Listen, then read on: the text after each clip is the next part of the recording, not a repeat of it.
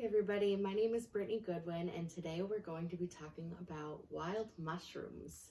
So I'm sure you have all gone on a nice walk in the woods and noticed something beautiful, red colored or bright orange or bright yellow or white popping out of the leaves in the forest and I wonder what that is, and investigated and seen mushrooms growing. So we are going to today talk about edible mushrooms. We're going to talk about some of the deadly mushrooms and how to forage mushrooms. First, we're going to look into some of the edible mushrooms that you can find in Maine. And to start that off, we're going to be looking at chicken of the woods. And this is what it looks like. As you can see, they are bright orange colored with whitish orange yellow tips. And they kind of look like shelves that stack on top of each other. And normally these kinds of mushrooms grow on trees that are actually still living, but they do also live on trees that are dying or already dead. So sometimes these mushrooms are a lot higher up than most of us can see or reach, so you might not have noticed them in your woods, but they are wonderful to eat, and they are also really wonderful to look at. So chicken of the woods is usually prepared sauteed, and they go well with white wine, polenta, potatoes, cheese, wild rice, and also fiddleheads, which you can also forage here in Maine, and I'm sure a lot of you have.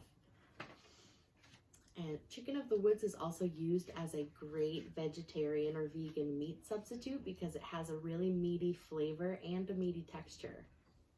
And they're also good for freezing after you cook them, so you can store them and enjoy them for a lot longer than the season for them lasts. The next mushroom that we're going to talk about is coral fungus. So this is obviously called the coral mushroom because it looks like coral. These mushrooms have a mild and peppery woodsy kind of taste to them, and they go really well with tomatoes, seafood, meats, bok choy, soy sauce, those kind of flavors. And they also grow in dead leaves or on fallen or dead trees. Any mushroom that you encounter is usually surrounded by dead things, so lots of dead leaves and dead trees is where you can find most of your mushrooms. And while there are many, many more mushrooms that I'd love to show you that are edible, there are also some really poisonous mushrooms that you should be staying away from if you're going to be foraging for mushrooms. And the first deadly mushroom we're going to talk about is the destroying angel. There's a general rule of thumb when you are foraging for wild mushrooms, and that is if it's tall and it's white, don't touch it. That's because of the destroying angel. They are extremely poisonous and almost always deadly. Some of the side effects of ingesting the destroying angels are vomiting, diarrhea, delirium, convulsions and seizures, liver and kidney failure, followed by death.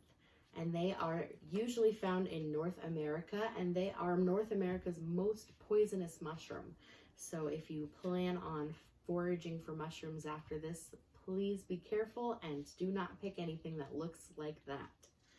The second deadly mushroom we're going to be talking about is the death cap.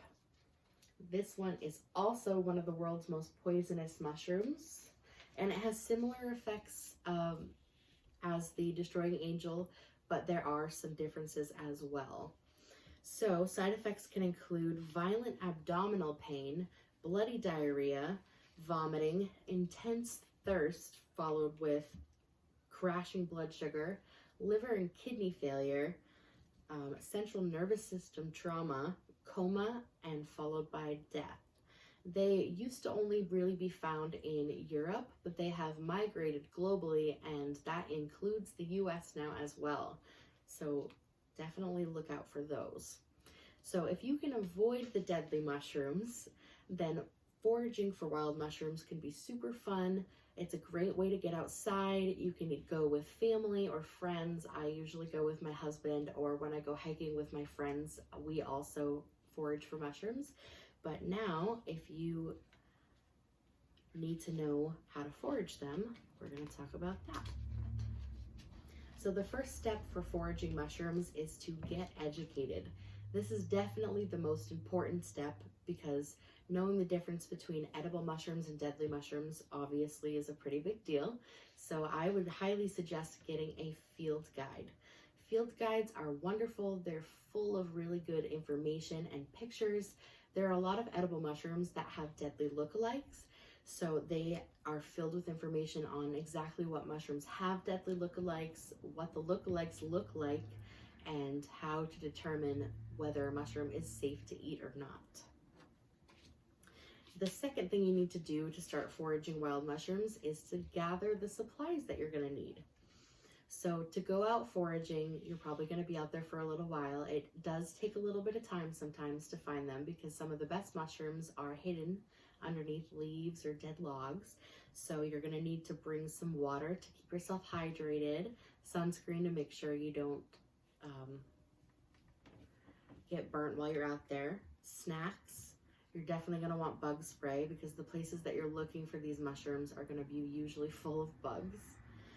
You're going to want to bring a pocket knife so that you can harvest the mushrooms by cutting them right at the base of the stem. You're also going to need a dry, unused big paintbrush so that you can brush the dirt off the top of the mushrooms to clean them off and make sure you can identify them properly. You're going to need a mesh bag so that you can put the mushrooms in them so that they can be transported safely. You're going to need your field guide, obviously, and your phone as well. And you can also download a mushroom identifying app so that you can make it a little bit easier if you don't have time to go through a field guide every time you pick something. You're also going to need to pick a spot. So I like to look for spots in my area. A lot of the times, if you can find a spot that you can hike in, there's going to be mushrooms somewhere there. And I like to also go somewhere familiar so that I don't get lost. I'm very directionally challenged and I don't want to go somewhere where I'm going to be putting myself in an unsafe situation, especially because I'm going to be distracted looking for mushrooms.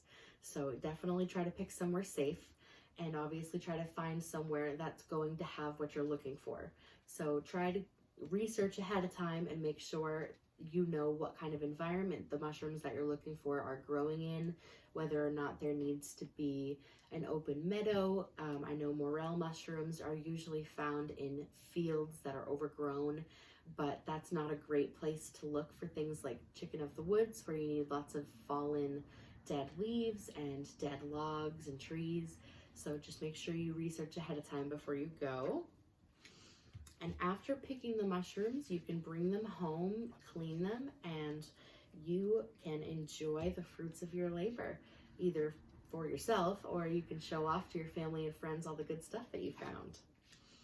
Now you know about some of the edible mushrooms that we have in Maine, some of the deadliest mushrooms that you need to be avoiding, and how to harvest mushrooms so you can start foraging. Enjoy your mushrooms and please stay safe and out of the emergency room.